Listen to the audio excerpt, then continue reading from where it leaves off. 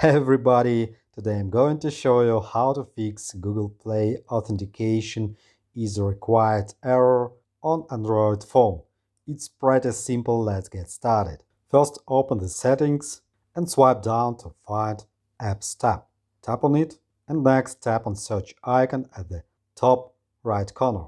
After that type Google Play. It's a mistake, Google, okay, and we have Google Pay, Google Play Services, and Google Play Store. We need to tap on Google Play Store. Tap on it. Next, swipe down to see the storage section. And in storage, we need to clear cache.